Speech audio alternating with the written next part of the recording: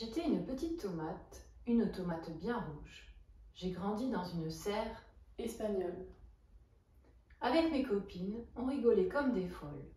On se moquait de la tronche des concombres longs et verts qui rampaient dans la terre sèche, alors que nous étions suspendus bien au-dessus d'eux. Nous nous sentions libres. Un beau jour de vent léger, j'ai dû quitter mes copines, pas encore mûres, pour aller rejoindre d'autres tomates dans une cagette étroite. Nous étions serrés les unes contre les autres, sans pouvoir bouger, sans pouvoir se regarder, ballottés dans la camionnette italienne. Le marchand nous a triés. J'ai dû à nouveau quitter mes compagnes de voyage pour atterrir dans une autre cagette, moins serrée. J'ai pu discuter avec mes nouvelles amies françaises.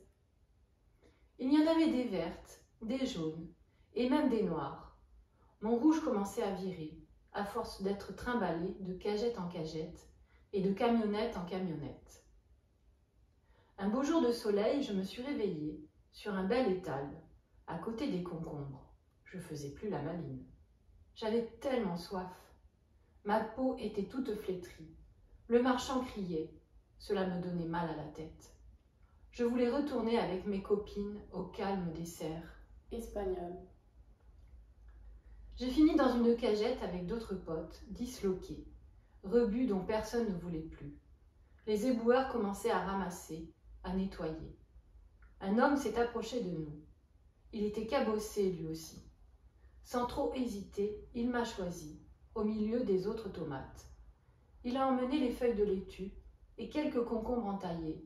Il parlait avec son ami italien. On a marché ensemble pendant un temps certain.